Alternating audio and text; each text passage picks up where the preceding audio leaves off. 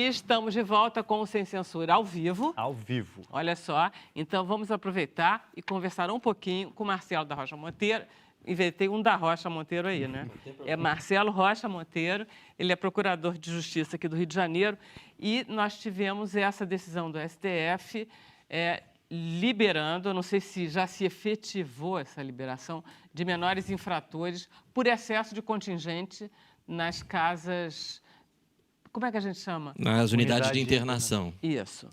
Isso aí é uma coisa, assim, terrível, né? Porque quem paga o preço por anos e anos de negligência do poder público, do governo do Estado, que não construiu novas unidades, nós temos o mesmo número de vagas para internação de menores infratores que nós tínhamos há mais de 10 anos atrás, e o número de menores infratores presos ou apreendidos, para usar a linguagem do Estatuto da Criança e Adolescente, o número decuplicou, né? Então, eram 1.000, agora são 10.000, e o número de vagas continua igual, né? E aí a população é premiada com essa decisão do Supremo, né? Na verdade, já havia um movimento nesse sentido aqui no Rio de Janeiro, que colegas do Ministério Público tentaram impedir, mas não conseguiram, e isso agora foi agravado por uma liminar do ministro Fachin, do Supremo Tribunal Federal, que manda soltar, né? E aí está se passando uma versão que é absolutamente falsa, né? De que só serão liberados os menores que cometeram crimes menos graves. Os menores que cometem crimes menos graves já não são internados. Tá. Né? Então, quem está lá internado, nós temos 700 nós temos um total de 1.000 É porque tem uma escala de pontuação. Isso ainda não entrou em vigor, né? Mas vai entrar em vigor para... Eu tenho os números aqui atualizados de 4 de junho, semana passada. Nós temos 727 internados por roubo. Tá. Roubo é o que o leigo chama de assalto, né? Tá. Em geral, assalto à mão armada, com faca, com revólver. 557 internados por tráfico, né? 43 por furto, né? Durante todo o dia de ontem, eu ouvi na mídia a versão de que seriam liberados principalmente aqueles que estão internados por furto. Furto não tem violência, não tem ameaça, batedor de carteira, esse tipo de coisa. De 1.553 menores internados, mais de 1.500, os internados por furto são 43, 2,7.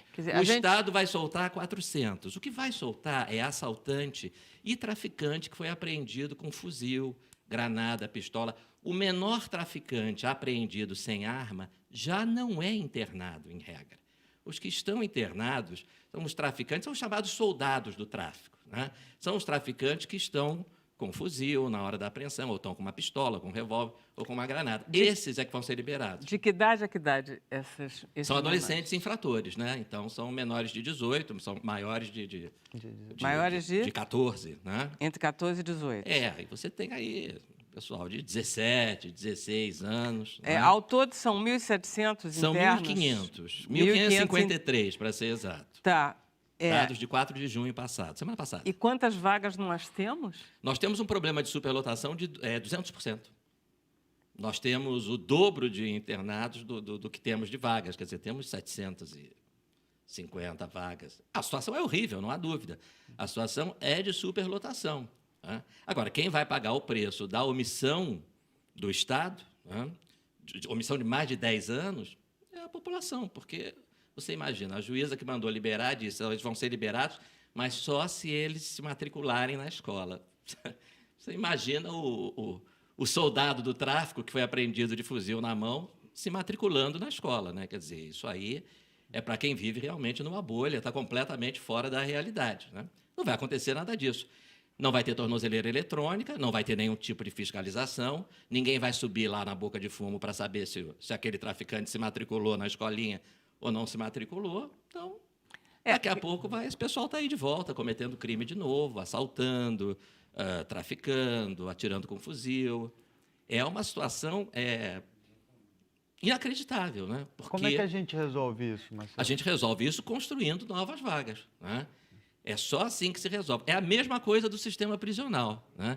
Você não resolve o problema do sistema prisional soltando assassino, soltando estuprador, soltando traficante, nem soltando assaltante. Você resolve o problema prisional construindo novas vagas. E aí tem uma coisa que a população não sabe, né?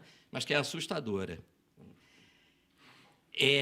As ONGs que fizeram parte do movimento que foi ao Supremo pedir para liberar esses menores, essas ONGs se reuniram no Rio de Janeiro, em 2017, num negócio chamado Frente Estadual pelo Desencarceramento. E então fizeram uma carta à população, né, na qual elas... bom, eu vou resumir. Elas encerram o texto com uma palavra de ordem, que é a seguinte: nenhuma vaga a mais. Somos contra a construção de novas vagas, tanto para maiores no sistema penitenciário, quanto para menores no sistema prisional. Esta mesma ONG, no habeas corpus, julgado pelo ministro Fachin, faz o pedido de liberação dos menores infratores, dizendo: olha, estão todos amontoados, está superlotado. Essa decisão do Supremo Tribunal Federal, ela vale para o Rio de Janeiro ou vale para todo o território Vale para o Rio de nacional? Janeiro, Espírito Santo, Bahia, Ceará e Pernambuco, Ou se não me seja, engano. são No Rio é estados mais que grave. estão... No primeiro momento, né? São estados que têm um problema grave de superlotação. Sim, não quer A dizer que ideia é outros essa? também não tenham, né? Mas Mas são os por que que ingressaram no Supremo. São os que ingressaram... Foram no as defensorias desses estados e mais essa ONG chamada Conectas Direitos Humanos, dizendo que a situação dos menores é desumana porque eles estão empilhados, estão amontoados. Repito, essa mesma ONG que há 2 anos fez um movimento de boicote à construção de novas vagas nas unidades de internação. Nós temos um problema no sistema judiciário brasileiro e no sistema punitivo, é que todos nós falamos que qualquer encarceramento redunda em escolas de crime. Ou seja, você prende as pessoas para eles se especializarem e virarem criminosos mais competentes e mais perigosos do que antes. Tem alguma coisa a ver com isso? Olha, tem 2 observações que eu quero fazer. Assim, né? A cadeia é consequência do crime. O crime não é consequência da cadeia. O sujeito vai para a cadeia porque ele cometeu o crime, né?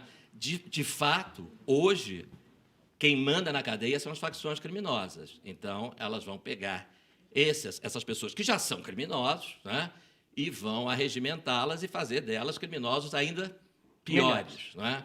Agora, enquanto as unidades prisionais forem dominadas pelas facções, aqui no Rio, para você ter uma ideia, tem presídios destinados a facções específicas. O presídio X é para Claro, o é Comando por isso que quando Vermelho, você entra numa prisão, você tem que dizer a quem você o pertence. que é um Se absurdo, você não né? tem uma facção, você tem que decidir de escolhe última lá. hora. Isso é um porque- absurdo, né? Quem tem que mandar no sistema prisional é o Estado, não é a facção. Né? Infelizmente, não é isso que acontece. Então, tudo fica mais fácil, né? Se o chefe da facção que está preso, ele encontra ao redor dele os companheiros com quem ele já trabalhava do lado de fora, então, esse trabalho é facilitado, né?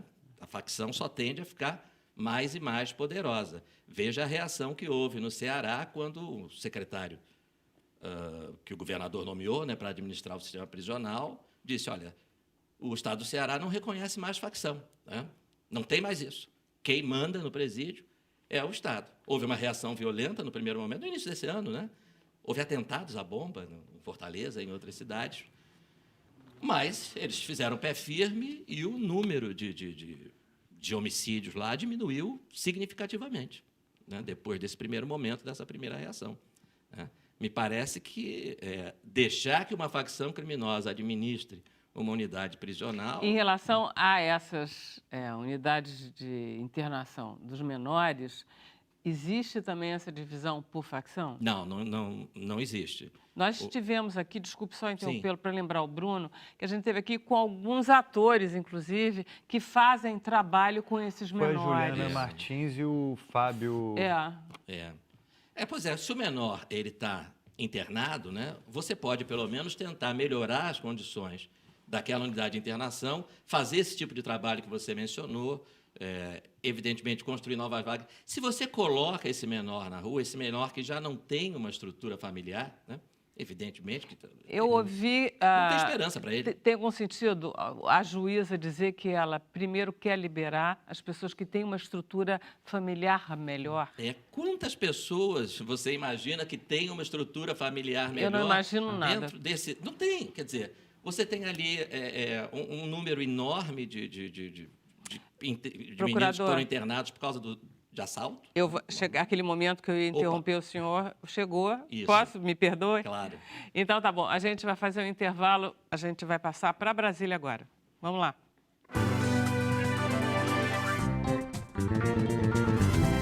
Então, estamos de volta, mas agora a gente só está no Facebook, tá? Marcelo, vamos terminar um pouquinho a sua entrevista. Você acha qual é a situação que seria ideal com esses menores infratores? O ideal seria, né, como eu havia dito, a construção de novas vagas, né, para que você, em vez de despejá-los na rua, sem Com nenhuma certeza. perspectiva, sem estrutura familiar, com uma possibilidade quase nula deles se matricularem na escola, né, você fazer isso dentro das unidades de Sobretudo, internação. convenhamos, se são 1.500, não é uma quantidade de gente tão absurda que você não consiga Claro. criar uma casa... Mas para quem fez tanto estádio em Copa do Mundo, né, não é possível que a gente não consiga... Exatamente. né? Que você não consiga cuidar da sua população. Tudo é uma questão de prioridades. Em todos os sentidos. O governo do Estado, até onde eu sei, está empenhado nisso, mas é uma coisa que demora. Essa é uma construção, em termos de arquitetura e engenharia, há uma série de exigências, não é? Ainda mais rigorosas do que em construção de presídios. Então, nós estamos falando aí de talvez 1 ano, né? Então, pagando aí o preço Que poderia de ter mais de sido 10 anos de omissão. pensado, evidentemente. Maravilha. Obrigada, hein, Marcelo.